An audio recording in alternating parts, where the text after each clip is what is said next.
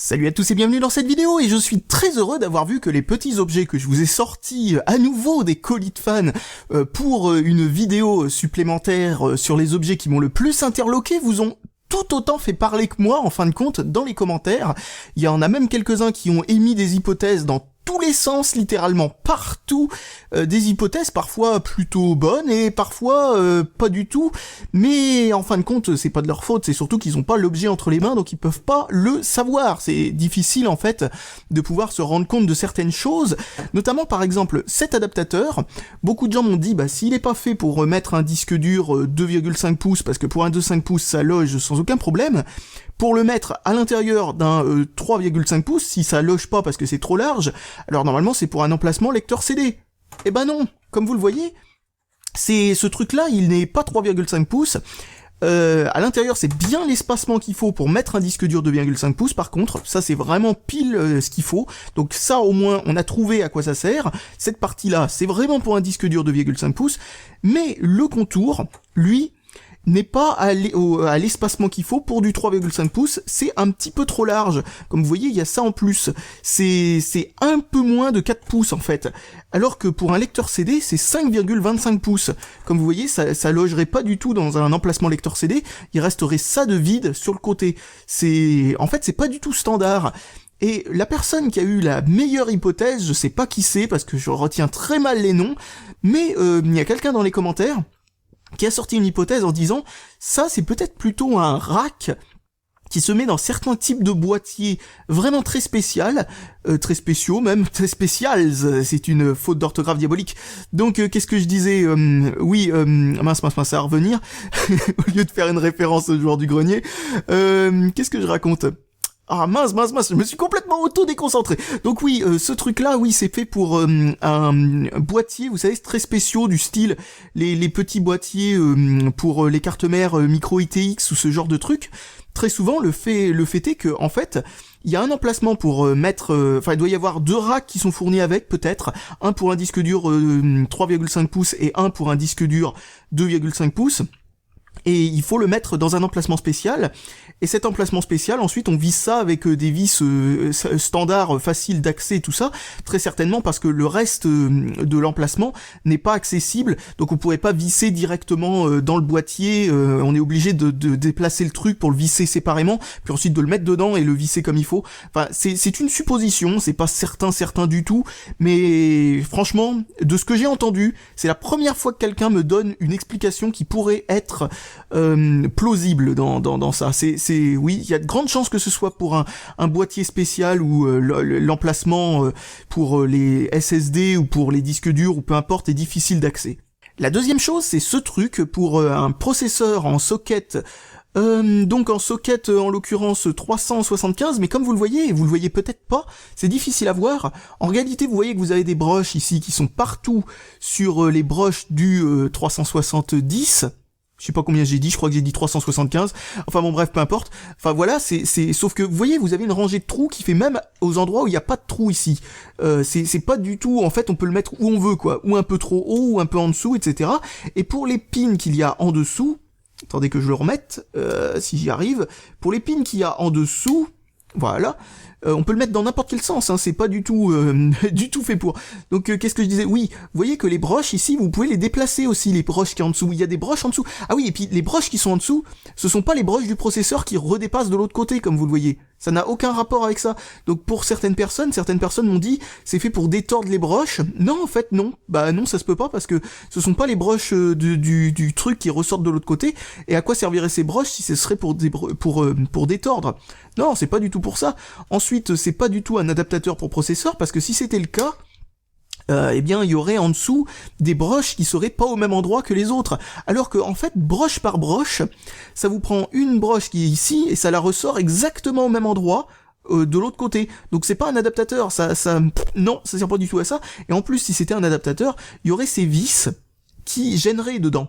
Ça empêcherait de pouvoir le mettre, et en plus vous voyez ici c'est vissable. Si vous dévissez, vous pouvez ensuite enlever ces petites broches et les déplacer, les mettre ailleurs. C'est un truc beaucoup plus générique que ça, c'est pas un truc qui est spécialement fait pour un besoin en particulier. À mon avis, ça doit être du matériel de test de composants. C'est-à-dire qu'en fin de compte, vous avez un processeur d'un côté, ou peut-être qu'on peut l'ouvrir et faire en sorte qu'une broche soit mappée à une autre broche aussi, je sais pas, mais en tout cas, c'est pas du tout un truc du marché, surtout qu'en plus c'est un socket 370, et le socket 370, il n'y a absolument aucun autre socket qui sont compatibles, parce que pour que ce soit compatible, il ne suffit pas de remapper les broches ailleurs. Très souvent, le protocole que parle le processeur avec la carte mère change complètement d'un processeur à l'autre.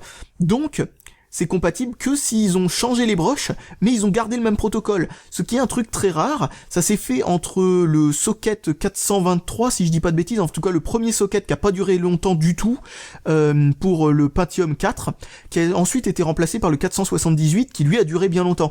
Et il existait des adaptateurs que l'on mettait dans le socket, qui permettaient de faire en sorte de pouvoir mettre à la place de l'ancien type de processeur, mettre les nouveaux dans l'ancien socket. Et bon bah voilà, ça avait pas du tout cette apparence-là, c'était pas générique, on pouvait pas changer les broches de place et tout ça, c'était très fin pour faire en sorte qu'on puisse remettre un ventirad par-dessus, parce que voilà le problème, c'est que là on peut pas mettre de ventirad par-dessus, il y a pas d'attache pour ventirad dessus déjà, et en plus de ça, il y aurait ce truc-là qui se plie pas jusqu'au bout qui gênerait aussi, j'y pense. Enfin, c'est extrêmement difficile de dire à quoi sert cette chose-là. Comme je le disais, à mon avis, c'est du matériel, c'est du matériel très spécifique. Ça n'est pas du tout fait pour les particuliers. En fait, je pense que même la personne qui me l'a envoyé, parce que j'ai pas eu de réponse de sa part, même la personne qui me l'a envoyé ne doit pas savoir ce que c'est spécifiquement ce truc-là, il a dû le trouver quelque part, et il me l'a envoyé au cas où que je sache ce que c'est. Mais vous voyez, ça c'est l'une des seules énormes énigmes que j'ai, parce que autant l'espèce de petit bidule, tiens je vais enlever ça aussi, autant l'espèce de truc là pour adapter un disque dur quelque part, je sais que c'est pour adapter un disque dur quelque part, le truc c'est que je sais toujours pas dans quoi. Mais ce truc-là, par contre, je n'ai absolument aucune idée de ce à quoi ça sert. Alors une autre supposition, c'était pour, en gros, empêcher les pins d'être tordus pendant le transport. Ça, c'est possible que ce soit par contre l'utilité non officielle qu'a donnée la personne qui me l'a envoyé, vu qu'il a mis un processeur dedans. Mais l'utilité officielle, ce n'est pas ça, parce que sinon, pourquoi il y aurait des pins facilement tordables en dessous de l'autre côté? Énigme totale. Alors ensuite, quelqu'un m'a trouvé à quoi sert ce truc. Alors comme je le pensais, c'est bien fait pour ajouter un fonctionnement en RAID en fait à quelque chose qui fait un RAID plus basique, on va dire.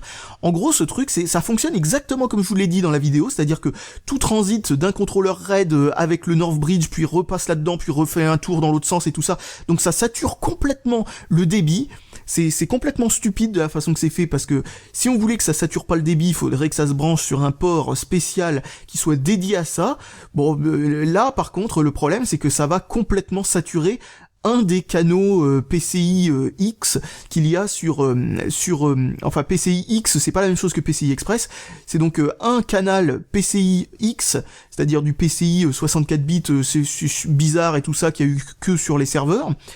Donc ça va le saturer complètement, rien que pour l'utilité de ce truc-là. Alors ça rajoute visiblement un contrôleur RAID plus complexe, et de la RAM pour ce contrôleur RAID, pour en gros outrepasser la fonction RAID basique qui est donnée directement dans la carte mère. Donc ou dans un contrôleur qui est branché dans un deuxième port PCI X quelque part ailleurs. Donc ce qui entraînerait encore plus de saturation.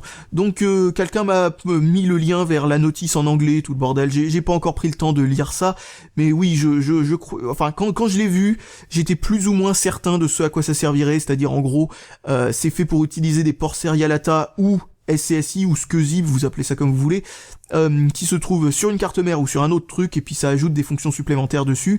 Mais voilà, c'est juste que je trouve que le fonctionnement de ce truc est extrêmement est un énorme gâchis de ressources, ou plutôt de bande passante. En fait, il serait presque aussi facile de faire une carte comme ça, qui soit exactement identique, avec exactement les mêmes capacités, qui outrepasse intégralement les ports SCSI qui sont directement sur la carte mère ou sur l'autre carte, et qui rajoute ces ports directement sur la carte elle-même. En gros, en faire un contrôleur indépendant. Mais non, ils ont voulu en faire une option qui se rajoute en plus, c'est très très très spécial comme idée. Donc ensuite nous allons parler de cette chose-là. Alors cette chose-là, certaines personnes m'ont dit que au niveau ergonomie et tout ça, ça serait mieux parce que ça aligne les trucs et je sais pas quoi à l'intérieur du poignet, donc patati patata. Mais le problème c'est que je sais pas si l'idée en elle-même est mauvaise, ça se trouve c'est une très très bonne idée pour ce truc-là, mais la contrefaçon chinoise à 5 centimes trouvable sur eBay pour que dalle là, enfin ce truc correspond à ça, c'est pas un produit genre de luxe et tout à 30 €, etc. qui aurait été bien foutu. D'ailleurs la preuve se voit tout de suite au fait qu'on peut coincer la molette sous un bouton sans aucun effort. Ensuite les efforts c'est pour le ressortir d'ailleurs. Putain c'est complètement bidon oh là là c'est tout pété. Donc bref, ce truc complètement foutu et qui voilà, pour information, j'ai essayé de l'utiliser mais la seule chose que j'ai eu c'est des crampes au poignet parce que ça fait mal, ça tire à cet endroit-là en fait. Et donc non, si ce truc-là existe dans une version qui est donc faite pour être ergonomiquement parfaite et tout le patati et patata pour ceux qui ont des problèmes du canal carpien ou je sais pas quoi, eh bien celle-là a essayé de copier ça, mais elle a complètement loupé. Complètement, à un tel point que ça en est moins ergonomique qu'une souris banale. Putain, la molette est complètement coincée dedans. C'est un truc de... Bon bref, oublions ce truc-là, poubelle. Et enfin, pour terminer, cette espèce de boîtier carte son, carte son USB externe de chez Triton. Alors, ce truc-là, il y a certaines personnes qui ont essayé de défendre ce truc-là, surtout quand ils ont vu que c'était Mad Catz, parce que bizarrement, il y a personne pour défendre Triton. Tout le monde dit ouais, c'est de la merde, au bout de 6 mois, c'est foutu, etc., etc. C'est que de la grosse connerie, ça tient pas, c'est fait pour les kikous. Enfin, j'ai eu droit à tous ces trucs-là. Pratiquement personne m'ont dit que ça a tenu plus de 6 mois ce truc là, il y en a même certains qui ont dit que le casque lui-même, pas le boîtier, le casque lui-même s'est pété en deux en quelques temps. Donc voilà, qualité du plastique, magnifique. Et par contre, j'ai eu beaucoup de gens, pas tant que ça, mais j'en ai eu suffisamment pour que je puisse en lire quelques-uns, de personnes qui ont défendu Mad Catz en disant des trucs absolument immondement ridicules et drôles, du style par exemple, ouais, t'as pas vu cet article et tout ça, regardez, ils ont sorti un super joystick arcade et patati et patata. Oui, bah c'est pas parce qu'une marque a sorti un bon produit ou deux de temps en temps que ça veut dire que la marque est une bonne marque. Parce que quand on te sort des trucs à côté d'aussi mauvaise qualité, que ce soit le boîtier ou le casque lui-même qui se pète en deux au même pas 6 mois ou ce genre de truc, mais je veux dire, ça c'est une marque qui se fout de la gueule du monde. Une bonne marque, c'est une marque qui, peu importe ce qu'ils font, quand ils font une erreur, ils s'excusent et tout ça, et ils refont une erreur que très rarement. Une marque qui fait 70% de ses produits comme étant des produits qui sont ou mal testés, ou complètement foireux, ou qui là sont vraiment une tentative d'arnaque complète, je veux dire, je suis désolé, ce n'est pas une bonne marque. Certaines personnes d'ailleurs ont dit dans les commentaires le truc complètement inverse, c'est-à-dire par exemple on dit les gens qui défendent Mad Catz, franchement, c'est qu'ils ont jamais utilisé une bonne manette de leur vie. Alors personnellement j'irai pas jusque là, je dirais que peut-être qu'il y a eu des bonnes manettes de chez Mad Catz. Ok, pourquoi pas, ça a dû arriver. Mais toutes celles que j'ai testées étaient mauvaises, donc dire que Mad Catz, enfin mauvaise ou très moyenne, genre il y a des petits problèmes d'ergonomie mais la qualité est à peu près convenable, ou la qualité est mauvaise mais l'ergonomie est à peu près convenable, enfin bon, en gros, jamais un sans faute, et alors que de l'autre côté, vous avez des manettes, comme par exemple la manette de la PlayStation 3 ou la manette de la Xbox 360, certes il peut y avoir quelques petits problèmes d'ergonomie dessus, mais se retrouver avec par exemple un bouton qui se coince quand on appuie trop fort dessus, ou se retrouver avec un bouton qui a tellement de recul, genre les boutons principaux qui ont tellement de recul quand on n'appuie pas dessus que c'est juste désagréable à utiliser. Je veux dire, jamais une bonne marque laissera passer ça. Je postillonne comme un dégueulasse.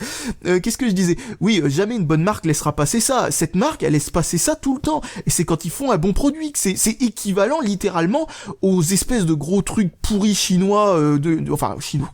Enlevons ce mot-là, parce que c'est pas bien. Non, les mauvais trucs no-name venant de Chine, mais ça c'est juste parce que c'est en Chine qu'on fabrique ce genre de trucs, parce que ça pourrait être tout aussi bien venant de France si c'était en France que ça coûtait le moins cher et qu'on aurait la meilleure expertise pour fabriquer ce genre de trucs pour le moins cher. Donc bon, peu importe, hein, c'est pas l'endroit où c'est fabriqué, mais en gros tous ces trucs no-name profiteurs de la crédulité des acheteurs qui malheureusement connaissent pas assez bien le sujet. Eh bien, ce genre de truc, c'est typiquement ça, et je suis désolé de remuer le couteau dans la plaie pour les gens qui pensent que je dis de la merde et tout ça, mais très sincèrement, c'est à vous de vous déboucher les yeux et les oreilles, surtout les oreilles quand il s'agit d'un casque, parce que très franchement, je suis désolé, quoi. Un bon casque, c'est pas un casque qui est fait par une marque qui autrefois faisait de la manette à 2 balles et qui font peut-être maintenant quelques modèles convenables une fois sur 3, bon, ok, peu importe, mais en tout cas, c'est pas une marque comme ça qui sort tout droit du trou du cul du monde qui va vous faire un bon casque en 2 temps 3 mouvements. Les haut-parleurs, comme je le disais, sont très certainement faits par une marque qui connaît qui en connaît un rayon dans le domaine. Et donc autant acheter directement le haut-parleur de cette marque-là. Je veux dire, il y a comment s'appelle cette marque déjà? Alors il y a Sennheiser, mais il y en a aussi une autre très très bonne là, ceux qui ont fait les casques qui ont été utilisés pour les missions spatiales là. Comment ça s'appelle déjà cette marque? Bon, peu importe, tout le monde connaît cette marque sauf que moi j'ai un problème avec les noms. Donc bref, ce qu'on va faire maintenant, c'est qu'on va démonter ce truc, on va voir comment c'est fait dedans, parce que je suis vraiment curieux de voir à quoi ça ressemble. Donc il manquait déjà une vis, donc je suppose que c'est ce truc-là qui était tombé en panne, parce que oui, ils ont réussi à faire une carte son USB qui tombe en panne, a priori, bravo. Il a gardé le casque, par contre, le gars qui m'a envoyé ça, donc le casque devait encore fonctionner.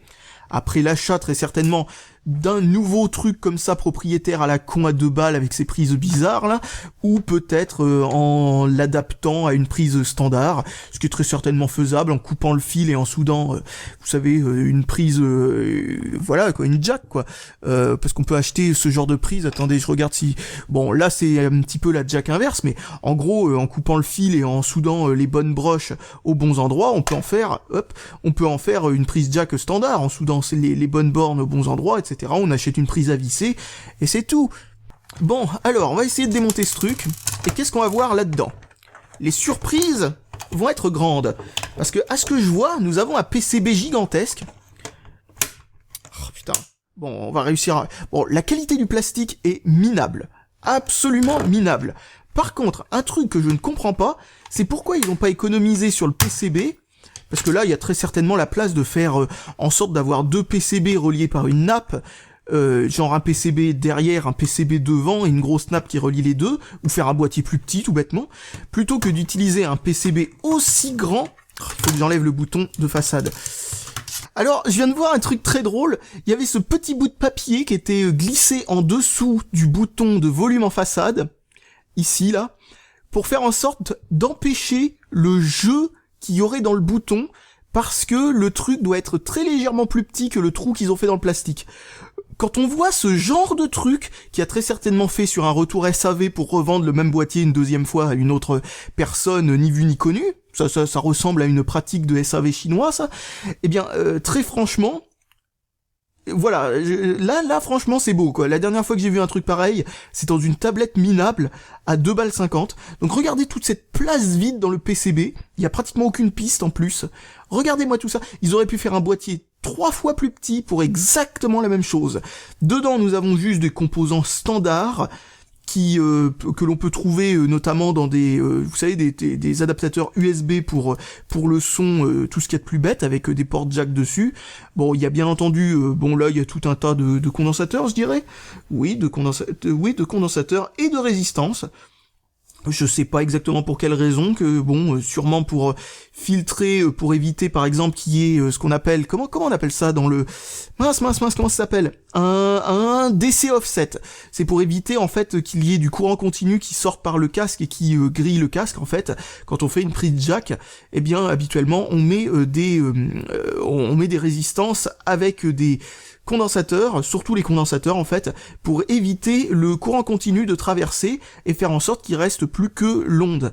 En tout cas, franchement, c'est... Bon, après on est en son, alors vous allez me dire, oui, il laisse un grand espace entre les pistes exprès pour faire en sorte que le son soit le moins dégueulasse possible, mais regardez-moi la distance qu'il y a entre cette prise jack ici et qui est reliée quasi immédiatement.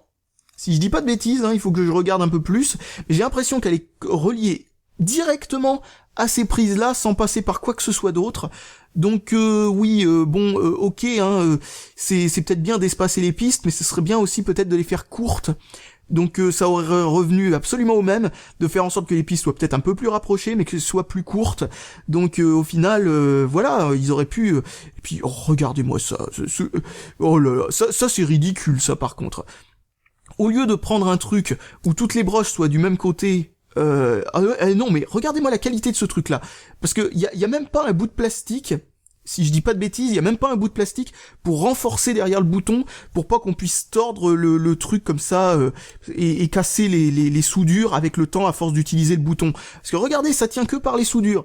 D'ailleurs, j'ai l'impression que ça bouge d'ailleurs. Donc non, les soudures sont pas pétées, ça bouge à l'intérieur du bouton. Donc heureusement, mais franchement, là il y a vraiment il y a vraiment un niveau de sérieux là qui est pas terrible là-dedans.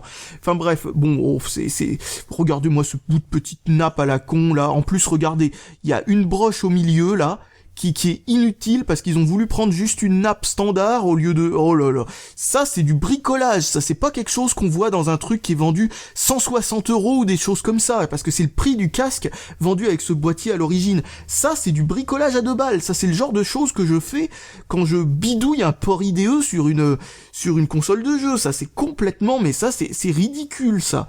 Ça c'est une vaste blague. Et puis je rappelle aussi que ça, c'est pas une vaste blague, c'est 1000 fois plus qu'une vaste blague. Ça, c'est le bout de papier pour empêcher qu'il y ait du jeu au niveau du bouton parce que le truc est mal ajusté. Ça, c'est idiot, mais nul, mais à chier. Oh là là là là, mais à un point. Tiens, un fusible qui a été fait avec une résistance de 0 ohm, 2 fois de suite. Aucun vrai fusible là-dedans, a priori, tout ce que je vois. Donc ouais, non, ça c'est du travail de sagouin, ça c'est du travail de bas de gamme, ça. Ça c'est donc ils vendent ça au prix d'un haut de gamme, mais c'est du bas de gamme, ça. Littéralement, c'est du bas de gamme. La seule chose qui est correcte là-dedans, c'est la taille du PCB et son épaisseur. Aucune idée de pourquoi ils ont fait ça sur un PCB qui il est de bonne qualité, hein, gâcher un bon PCB. Après c'est juste un PCB biface quoi, comme il y a sur une alimentation en fait. C'est pas un PCB d'électronique, ça, c'est un PCB c'est un PCB d'alimentation électrique quoi, c'est pour ça que c'est 2 faces et qu'elles sont espacées énormément et tout ça, c'est parce que c'est un PCB moins cher en fait. Moins cher mais de bonne qualité, donc pourquoi pas à la limite. Mais ça fait en sorte que c'est pas compact du tout, alors qu'il y a aucune raison que ce soit pas compact. Il y a largement la place de faire 3 fois ce qu'ils ont fait là-dedans, dans cet espace-là, si on fait ça bien. D'ailleurs, quelqu'un pourrait me dire ce que c'est que ce composant-là, parce que je viens de voir que c'est même pas des composants genre amplificateur Yamaha ou des trucs comme ça qu'ils ont utilisé là-dedans. Ça a beau être du haut de gamme, mais c'est de la merde.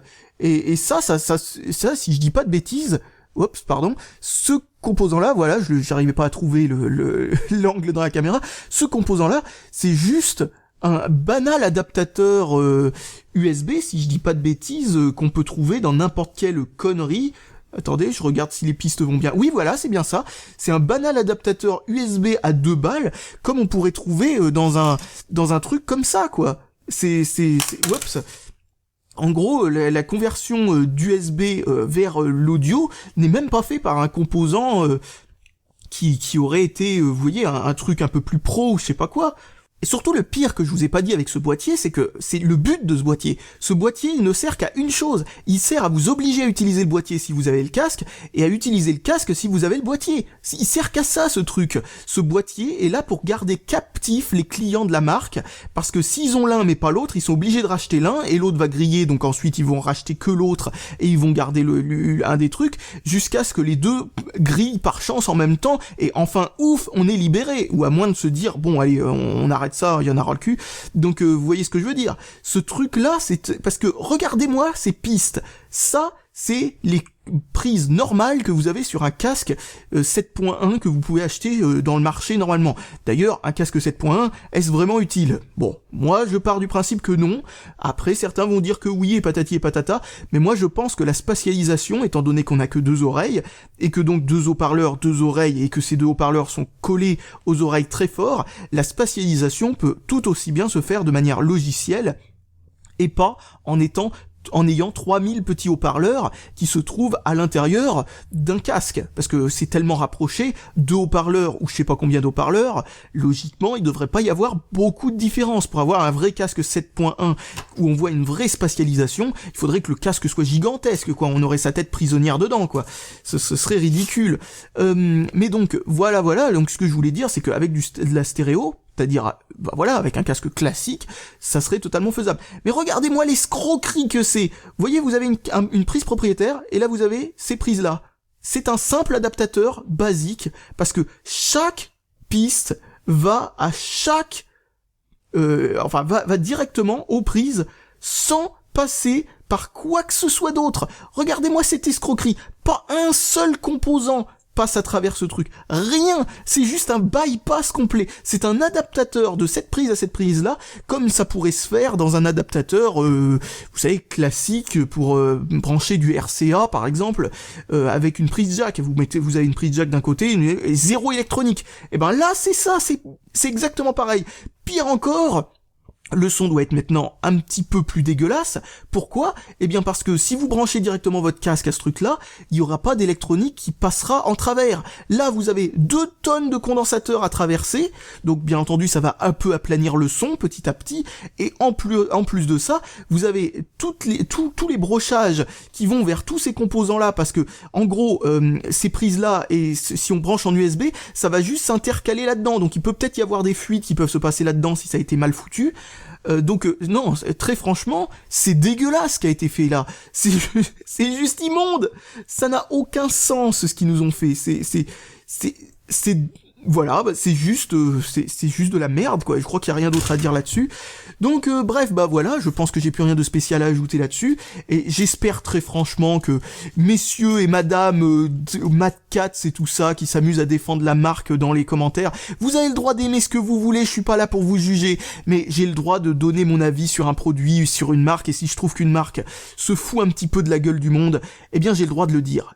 Et j'ai le droit de le dire en toute indépendance, et c'est pas la pression du public, ni la pression des différents vendeurs, constructeurs et tout ça qui vont me faire changer d'avis. Je suis pas aussi faible que ce que vous pouvez voir sur d'autres chaînes YouTube où ils se font, mais alors, mais maniés à la baguette par les annonceurs, par les constructeurs, par les revendeurs et tout ça, mais d'une façon, mais regardez à quel point c'est magnifiquement visible, quoi.